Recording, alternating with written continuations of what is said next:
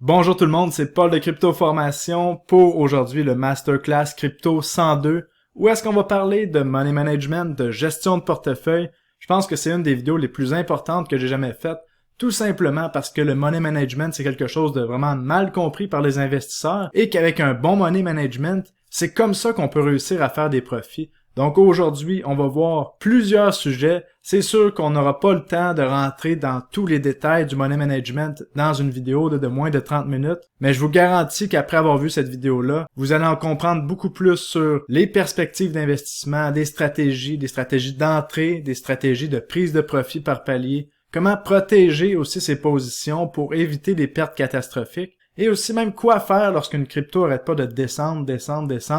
Qu'est-ce qu'on fait? Est-ce qu'on reste en position ou non? On va parler aussi de comment qu'on peut diviser son portfolio selon certaines phases de marché. Donc vraiment, je pense que ça peut être intéressant pour plusieurs d'entre vous. Et le Masterclass Crypto 102 fait suite au Masterclass Crypto 101 qui était sur les acteurs de marché, l'économie interne des tokens. Je vous invite vraiment à aller voir cette vidéo-là. Si vous l'avez pas vue, le lien va être dans la description de celle-ci. Et sur le channel, en 2022, j'ai décidé de vous offrir beaucoup plus d'éducation parce que je réalise que même si je parle d'une crypto qui fait x10, une crypto qui fait x2, ben, sans money management et sans prise de profit, on peut jamais réussir à capitaliser là-dessus.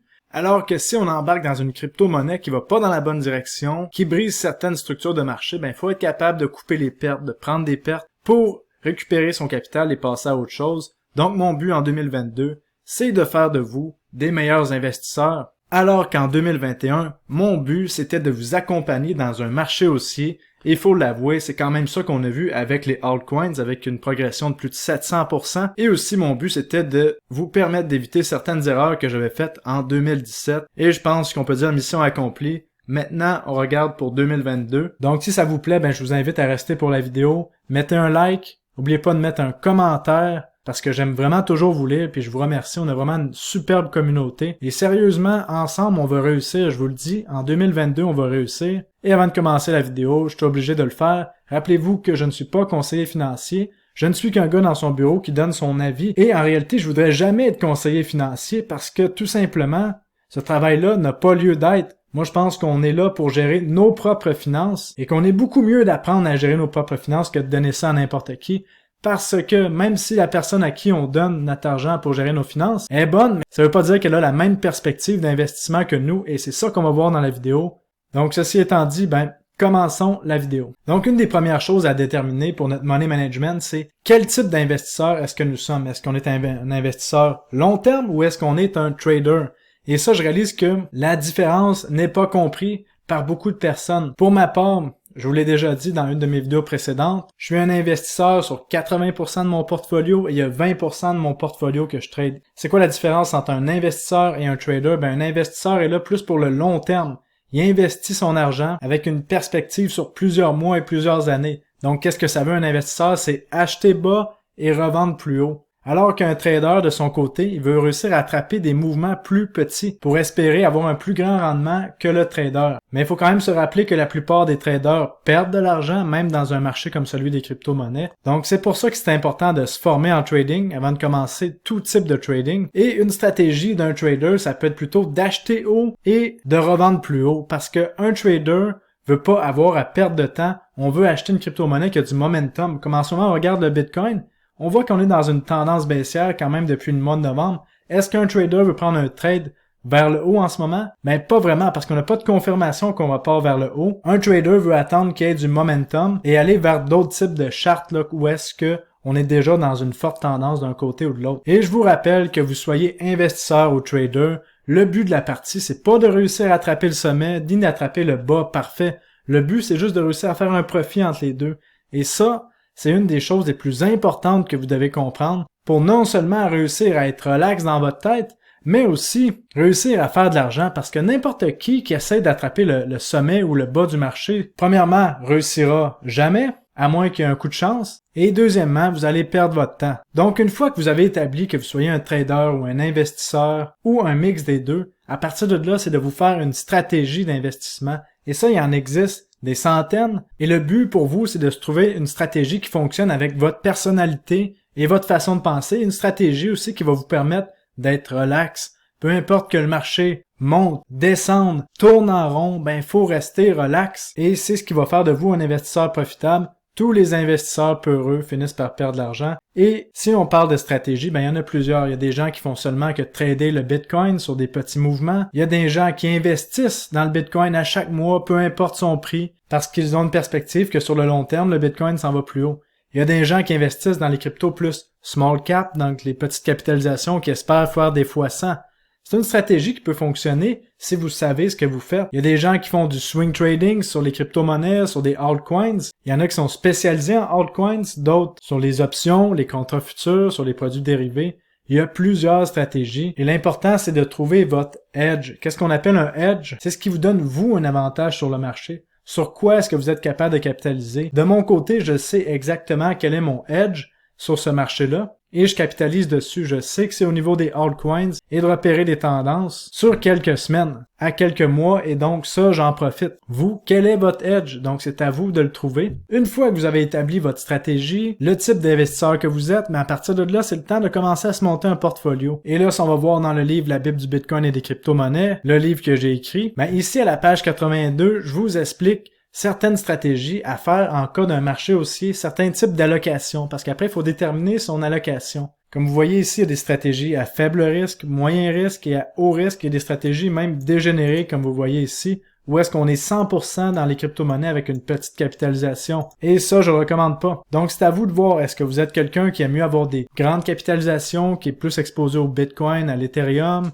garder toujours des stablecoins dans son portfolio pour acheter les corrections et ou les utiliser en DeFi. Et là, vous voyez ce tableau-là, c'est des stratégies en marché haussier. Et moi, de mon côté, ma stratégie, je dirais que c'est plutôt une stratégie qui ressemble à celle-ci, le moyen, donc de trader des altcoins qui ont une capitalisation de moyenne à grande et de capitaliser là-dessus. Et je garde toujours des stablecoins dans mon portfolio pour acheter les corrections. Et je pense que c'est capital de toujours avoir des stablecoins dans son portfolio parce qu'il finit toujours par avoir une correction qui vous donne une deuxième chance de rentrer dans une crypto-monnaie. Et parfois même, on peut avoir des deuxièmes chances qu'on n'aurait pas pensé, comme on voit ici le Bitcoin à 37 000 $. Est-ce qu'on pensait de le revoir si tôt à 37 000 $? Pour la plupart des gens, non. Et pour la plupart des gens qui n'ont pas eu la chance d'acheter l'été passé ou l'année passée, ben, ça peut potentiellement être une bonne opportunité d'achat. Donc, après qu'on a établi son allocation en stablecoin, grande capitalisation, petite capitalisation, ben là, c'est de choisir quels narratifs seront les narratifs de l'heure selon nous. Parce que avant, comme je vous explique déjà depuis quelques vidéos, les crypto-monnaies montaient tous ensemble et descendaient tous ensemble. Maintenant, la différence, c'est que les crypto-monnaies vont monter selon certains narratifs, mais vont quand même tous corriger ensemble. C'est ça qu'on voit pour la plupart du temps. Donc, qu'est-ce qu'il faut faire? Il faut aller sur CoinGecko, cliquer sur catégorie ici. Et là, il faut réfléchir à quelle catégorie de crypto-monnaie risque d'exploser le plus. Si vous êtes un investisseur sur le moyen terme ou un trader, et même si vous êtes un investisseur long terme, ça peut être génial d'aller voir les catégories qui existent ici pour prendre position dans des projets qui sont solides et qui en ce moment ont été défoncés par la correction qu'on a eue. Et une belle façon de choisir ces thèses d'investissement ou voir quel projet peut être dans le narratif de l'or, ben non seulement c'est d'aller voir le côté subjectif avec l'analyse du sentiment sur Twitter et les médias sociaux, de voir où est-ce que les gros investisseurs investissent leurs capitaux, mais aussi avec une analyse objective sur DeFi Llama qui permet de voir les capitaux qui sont verrouillés dans les contrats intelligents de certaines plateformes. Ça peut vous permettre de repérer les tendances d'avance. Par exemple, vous cliquez ici sur Chains et là, vous voyez, on a les blockchains avec la plus grande TVL, donc la valeur verrouillée dans les contrats intelligents. Et une bonne stratégie, ça peut être de regarder les 7 derniers jours. Quelle blockchain a la plus grosse augmentation de sa TVL? On voit que c'est Theta en ce moment. Et même si on regarde sur un mois, on peut aller vérifier. On voit que Cardano, on a une explosion de la TVL parce qu'il y avait tout simplement rien et maintenant il y en a. On voit le bon vieux Neo qui fait une ressurgescence de nulle part. Donc vous voyez, ça peut vous permettre de repérer des tendances d'avance avec des données objectives. Et une autre façon de faire, ben, c'est d'aller voir les données sur la blockchain pour voir le nombre d'utilisateurs d'une crypto-monnaie, le nombre de gens qui possèdent la crypto-monnaie. Sur des sites web comme Glassnode qu'on voit ici, vous voyez, il y a de plus en plus de crypto-monnaies qu'on peut voir qu'est-ce qui se passe au niveau de leur blockchain. Donc ça, c'est vraiment intéressant à surveiller. Ça vous donne des données objectives pour voir si un réseau commence à être utilisé. Et je vous rappelle toujours la loi de Metcalfe, plus que d'utilisateurs sur un réseau, plus que le réseau prend de la valeur. Donc, on veut une crypto-monnaie qui a toujours des utilisateurs qui sont en augmentation. Et là, une fois qu'on a choisi dans quel narratif, dans quelle crypto-monnaie qu'on va investir, ben là, il faut aller voir comment se choisir un point d'entrée. Donc, on voit ici la crypto-monnaie Ethereum. Donc, la question, c'est quel type d'investisseur est-ce que vous êtes? Il y a plusieurs façons d'entrer dans un projet. Il y a la méthode de dollar cost averaging, donc d'en mettre à tous les mois, peu importe le prix. Ça, c'est la méthode pour quelqu'un qui a une perspective très long terme. On a une autre façon d'investir, c'est de racheter les corrections. Racheter des corrections, par exemple, plus profondes que 20%, ben là, on commence à racheter. Et il y a des gens qui aiment mieux rentrer toutes d'un coup, alors qu'il y a des gens qui aiment mieux rentrer par palier. De mon côté, l'expérience m'a montré que c'est beaucoup mieux de rentrer par palier, minimum de 4 paliers. Donc, par exemple, sur l'Ethereum, si je veux racheter la correction et que je pense qu'on arrive à un bas, mais par exemple, si je pensais qu'on arrivait à un bas ici, ben, je suis mieux d'acheter pour un quart de ma position, me garder des cartouches au cas où est-ce que l'Ethereum descendait, et c'est ce qui est arrivé. Donc, un achat par palier vous aurait permis possiblement d'acheter ici, racheter la correction, et vous auriez encore possiblement du capital pour acheter si on a une autre correction. Donc ça, c'est la méthode d'investisseur. Si vous êtes un trader, là, c'est différent. Il faut toujours avoir une gestion de risque. Par exemple, si vous prenez une position ici, à 3000 $, ben vous savez que le bas précédent était juste ici. Donc, vous mettez un stop loss environ à ce niveau-là. Parce qu'on le sait que si on vient briser le support ici, ben on va aller plus bas. Et encore une fois, est-ce que vous mettez un stop loss sur 100% de votre position? 50%, là, c'est à vous de réfléchir. Et là, je vous ai montré comment mettre un stop loss pour un trade avec une perspective long terme. Mais si vous aviez une perspective court terme, le stop loss aurait été placé sous le dernier bas. Par exemple, si vous auriez rentré dans la chandelle juste ici, qui faisait un haut plus haut que le précédent, le 11 janvier. Et malheureusement, vous aurez été sorti de votre trade avec une petite perte. Mais au moins, vous auriez évité la cascade de liquidation qui est ici. Donc, vous auriez sorti à 2900 $ et ça vous aurait permis d'avoir du capital pour acheter lorsque l'Ethereum était autour des 2200 $. Donc, ça, c'est la gestion de risque. Et ça, on en parle énormément dans ma formation de trading qu'on voit juste ici, l'ABC du trading en crypto-monnaie, que j'ai créé l'année passée et que je mets un prix quand même très faible dans le but qu'un maximum de personnes puissent en profiter. Donc, si ça vous intéresse, ben, c'est ici. Maintenant, quoi faire lorsqu'une crypto-monnaie arrête pas de tomber encore? Ben, allons voir la crypto-monnaie ici qui s'appelle Oxygène, dans l'écosystème de FTX, que je vous avais parlé autour des, je pense, 1,50, 1,60 autour de ici. Donc, par exemple, si j'avais pris une entrée ici, et c'est ce que j'ai fait, j'avais pris une entrée là autour des, dans le bas ici, si je me souviens bien, on a monté là jusqu'à 2,40. Donc, ça va bien. Mais là, l'idée, c'est que on veut éviter d'avoir à subir ce genre de correction-là monstrueuse qui fait une dévastation totale du portfolio. Et aussi, ça ramène à l'idée de l'allocation dans des petits projets comme Oxygène. C'est sûr que je mets moins d'1% de mon capital. Et le point de l'allocation du capital est vraiment important. C'est ça qui vous permet aussi de mieux dormir la nuit parce que si vous êtes 100% exposé à des crypto-monnaies qui fluctuent et que vous n'avez pas de stratégie de gestion de risque en place, ben ça peut être stressant pour les jours qui suivent. Donc, par exemple, si on aurait pris une position ici, et là que le marché partait à la hausse tout de suite, qu'est-ce qui est génial, mais la chose à faire, c'est soit de se mettre un stop limite ici, ou de mettre un stop mental en bas de 1,57. Donc, comment faire pour se mettre un stop mental? Ben, soit de s'en souvenir mentalement, ou, comme que j'aime faire, c'est de mettre un alerte juste ici. Comme vous voyez, je viens de placer un alerte. Ça va m'envoyer un courriel et une notification si Oxygène vient qu'à aller plus bas que 1,57. Ensuite de ça, on a vu Oxygène monter. Donc, on a eu notre entrée autour de 1,60. On a monté à 2,40. Est-ce qu'on prend des profits? Bon, en crypto-monnaie, la question, c'est toujours où est-ce qu'on prend des profits? Ça, on va voir ça dans les prochaines minutes. Si dans l'exemple, on prenait aucun profit parce qu'on penserait vraiment que Oxygène s'en va plus haut, ben, j'aurais pas pris de profit ici. J'aurais tout simplement attendu. Et là, dans le retracement ici, une fois qu'on aurait touché le bas à 1,85 et qu'on serait reparti vers le haut, ben là, j'aurais mis mon stop mental juste ici, en dessous de 1,83 ou le nouveau bas. Et vous voyez, mon stop mental est en haut de mon point d'entrée. Donc, à partir de là, normalement, je devrais pas perdre si je respecte mon stop mental. Et là, tout ça a rapport avec l'exécution qu'on va voir dans 2 minutes aussi, qui est vraiment important. Et là, malheureusement, Oxy n'a pas été capable de faire des nouveaux sommets et on est revenu vers le bas. Toucher mon stop mental. Donc, à partir de là, le but, ça aurait été de vendre ma position le plus rapidement possible parce que on a défait une structure. On avait ici une structure, comme vous voyez ici, là, de triangle ascendant qui nous laissait croire qu'on allait aller plus haut. Mais finalement, on l'a brisé vers le bas. Donc ça, c'était déjà un red flag. Et ensuite, on a brisé la structure, on est allé faire un bas plus bas que le précédent. Donc, à partir de là, faut sortir une partie de sa position ou la totalité. Donc, c'est important de se mettre des stops selon les structures que vous voyez. Et ça nous aurait évité de voir notre investissement passer de 1,83 jusqu'à un bas de 22 sous, qu'est-ce qui est catastrophique pour un investissement. Donc, c'est comme ça qu'on se protège des pertes catastrophiques. Et en général, lorsqu'on voit un projet descendre comme ça, sans arrêt, il faut pas être là-dedans. Il faut sortir, sauf si on y croit vraiment, mais ça prend vraiment des convictions d'acier pour garder un projet qui descend comme ça, parce que c'est très difficile pour un portfolio. Bon, maintenant, parlons de certaines stratégies de sortie. Allons voir ici l'exemple de Luna. Vous vous souvenez de Luna?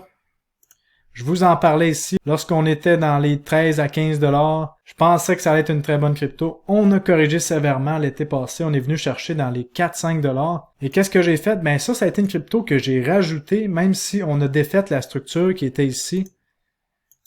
Donc on est allé faire un bas plus bas que le précédent, parce que je croyais en ce projet-là. Et sur les médias sociaux, il y avait des guerriers qui rachetaient du Luna, et il y avait d'autres peureux qui traitaient les guerriers d'idiots de racheter du Luna. Bon, qu'est-ce qui est arrivé après? Le Luna a passé de 5 $ jusqu'à 100 $. Et bon, quelle a été ma stratégie? Étant donné que mon coût moyen de Luna était autour des 7-8 $, ben qu'est-ce que j'ai fait? À chaque fois que je doublais, ben je prenais des profits. Par contre, j'ai commencé à prendre des profits quand on est arrivé dans la consolidation ici, là, autour des 35 $, dans les 45, dans les 50 $, à 75, je prenais des profits par palier d'environ 20% de ce que j'avais, et j'ai pris des profits massifs autour des 100 $, comme que je vous avais écrit sur Telegram. Et là, en ce moment, il me reste 20% de ma position sur Luna, et grâce à tous les profits que j'ai pris, j'ai pu réinvestir dans d'autres crypto-monnaies qui, eux aussi, ont eu des bons gains comme Rose ou Near, et j'ai investi dans les crypto-monnaies qui ont continué de descendre comme Theta. Mais bon, c'est des projets que je crois sur le long terme. Et vous savez, un exemple d'allocation, ben lorsque Luna était autour des 5 $, ben Theta était au même prix. J'avais plus de Theta que de Luna, donc j'ai fait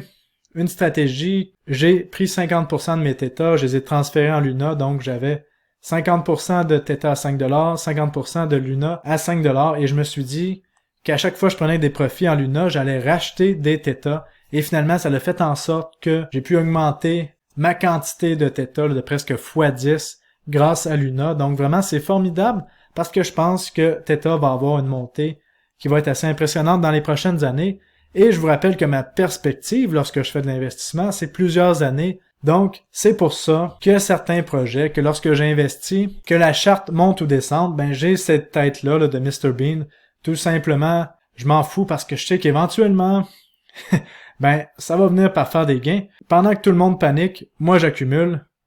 Ok, là c'est sûr que Mr. Bean s'est endormi, mais c'est la philosophie qu'il faut avoir. Il faut être complètement stoïque et respecter sa stratégie. Et là, ça va m'amener à parler d'exécution, d'être vraiment quelqu'un qui est capable d'exécuter sa stratégie. La grosse différence entre un trader profitable, un investisseur profitable et un investisseur non profitable, c'est sa capacité d'exécuter sa stratégie, même lorsqu'on vit des émotions extrêmes dans le marché. Parce que vous vous souvenez, tout le monde disait que c'était de la merde, Luna ici autour des 4-5 $, alors qu'à 100 $, tout le monde disait que c'était extraordinaire. De mon côté, j'ai respecté ma stratégie comme un vrai guerrier et ça m'a permis d'avoir des profits massifs. Parce que j'ai pris des profits. Donc, la différence entre un investisseur profitable et non profitable, c'est une grosse partie dans l'exécution de sa stratégie. Des millionnaires dans son salon, ou le nombre de gens qui vous disent « j'aurais pu, j'aurais dû, si j'avais fait ça, j'aurais été millionnaire », il y en a des milliers, des millions même. C'est la majorité des gens, parce que les gens sont pas capables d'exécuter leur stratégie. Donc, quand vous avez une stratégie, vous l'exécutez, et c'est comme ça que ça va marcher. C'est pas grave si vous n'êtes pas allé chercher le sommet complètement d'une tendance, vous n'avez pas attrapé le bas, mais si vous avez attrapé un mouvement entre les deux, par exemple, si vous avez acheté du Luna autour des 15 $ et que vous avez vendu autour des 75 $, ben ça vous fait un x5. Et le marché des crypto-monnaies est tellement volatile qu'il nous laisse encore une fois une autre opportunité de racheter du Luna en ce moment. Donc un autre point important, ben, c'est d'être capable de comprendre ses forces et ses faiblesses. Moi, de mon côté, j'ai établi, avec les nombreuses années que je suis dans le marché, qu'une de mes faiblesses, c'est de toujours agir trop vite. Et pour pallier à ça, ben, j'achète par palier et je vends par palier. Ça me permet que, même si je suis trop vite dans ma première achat, et que ça corrige, comme on a vu avec Luna, mais que j'ai encore la puissance de feu pour acheter quand j'achète par palier, alors qu'à l'inverse, lorsque je vends trop vite, par exemple, si je vends en 4 paliers, ben mon premier palier au moins est à profit, puis c'est jamais mauvais de prendre des profits, et ensuite, les autres paliers me permettent de récupérer si on continue de monter, comme on a vu ici avec Luna. Et vous comprenez que des positions qu'on prend sur le marché, ça se travaille, ça s'améliore. Et quand on fait une erreur, ben, faut pas avoir peur de l'assumer. On prend les pertes et on dégage d'ici. Lorsque je fais une erreur, vous vous souvenez du token SOS? Je pensais qu'on était lié avec OpenSea, l'exchange NFT. Quand j'ai compris que c'était pas lié avec OpenSea, ben tout de suite quand j'ai compris ça, j'ai vendu mes SOS avec peut-être une perte de 5%, mais ça m'a évité de mal me sentir avec un investissement auquel je crois pas. Donc une autre règle que j'ai à mon jeu, c'est lorsque je fais un mauvais trade, que je fais une erreur, ben je sors de la position tout de suite, sans hésiter. Donc si on résume le tout, la première chose à faire, ben, c'est de savoir quel type d'investisseur que vous êtes. Êtes-vous un investisseur, un trader, un mix des deux? Et ensuite de ça, ça va vous permettre de mieux réfléchir à vos stratégies. Parce que si vous savez que vous êtes un investisseur et que vous regardez par exemple votre YouTuber préféré, votre influenceur préféré, qui est un mot que je déteste, je ne suis pas un influenceur, je ne suis qu'un gars qui parle de crypto-monnaies devant une caméra. N'oubliez jamais ça. Mais bon, pour revenir à l'exemple de la personne sur YouTube que vous écoutez, ben vous devez comprendre, est-ce que cette personne-là est un trader? Est-ce que sa vision de qu'est-ce qu'elle vous parle, est-ce que c'est court terme, long terme, moyen terme? Est-ce que c'est un investisseur? Donc ça va vous permettre d'établir pourquoi cette personne-là vous dit sa stratégie. Parce que certaines personnes sont en train d'acheter la correction qu'on voit en ce moment, alors que d'autres sont tout simplement en cash. Et ça dépend de leur perspective, donc c'est à vous de vous faire votre propre perspective et de réfléchir à ça. Ensuite, la deuxième étape, ben, c'est de choisir quelle stratégie d'investissement vous allez faire. Est-ce que c'est plus d'être dans les altcoins, le bitcoin, trader des futurs, les options? Ensuite de ça, ben, c'est d'établir son portfolio. Et là, c'est d'établir quel genre de portfolio qu'on veut avoir. On voit l'exemple ici de mon livre à la page 82. Savoir si vous voulez être plus dans le bitcoin, les altcoins, les petites capitalisations. Et devenez un expert dans ce que vous faites. C'est ça qui est important. Et vous n'êtes pas obligé de tout faire. Les meilleurs traders, les meilleurs investisseurs que je connais font une seule chose. Ils le font à la perfection. Après avoir établi sa stratégie ici, ben là, c'est de voir son allocation en crypto-monnaie. Est-ce qu'on vise certains narratifs? Est-ce qu'on vise certaines crypto-monnaies? Et combien de pourcentage de notre portfolio on va allouer à chaque crypto-monnaie? C'est ça qu'il faut faire par la suite. Ensuite de ça, ben, il faut choisir sa façon d'entrer dans le marché. Comment est-ce qu'on va prendre une position? Est-ce que c'est en dollar cost averaging, donc par palier? Est-ce que c'est lorsqu'on va atteindre un certain chiffre? Là, c'est à vous de déterminer selon votre personnalité. Après ça, c'est d'établir, lorsque vous êtes dans une position, c'est de limiter son risque. Est-ce qu'on a une structure en cours ou est-ce qu'on met ses stops mentales ou ses stops limites avec des alertes? Bien sûr, de toujours avoir un montant avec lequel vous êtes à l'aise parce que même parfois, lorsqu'on a une bonne gestion de risque en crypto-monnaie, les mouvements sont très violents et peuvent faire peur, mais à la longue, vous allez vous habituer et finir par être complètement stoïque, même dans des mouvements très volatiles de marché. Comme on voit encore ici dans la vidéo de MrBean, c'est la meilleure image qu'on peut avoir. Ensuite de ça, c'est d'établir ses points de sortie lorsqu'on a pris une position pour du profit. Et l'étape la plus capitale qui reste, ben, c'est d'être capable d'exécuter son plan. Et ça, la différence entre quelqu'un qui exécute son plan et quelqu'un qui exécute pas son plan, c'est que la personne qui a exécuté son plan va faire de l'argent et la personne qui exécute pas son plan va dire « j'aurais pu faire de l'argent ». Donc maintenant, vous comprenez qu'il y a plusieurs stratégies dans le marché, plusieurs acteurs de marché. J'espère que cette vidéo-là vous a aidé à mieux réfléchir sur tout ce qui se passe en ce moment. Et pour avoir une formation sur le trading, là, qui est beaucoup plus poussée que la vidéo qu'on a faite aujourd'hui, parce que la vidéo doit rentrer en dedans d'une demi-heure, ben, je vous invite à aller sur mon site web, paulcryptoformation.com, allez voir les formations, tant la formation de trading que la formation de DeFi, ou tout simplement le livre La Bible du Bitcoin, qui est un excellent guide pour le monde des crypto-monnaies. Donc, c'est très important de mettre en place des stratégies de money management et c'est comme ça que vous allez réussir dans le marché des crypto-monnaies. Et on se revoit tout le monde dans une prochaine vidéo. Salut, bye bye.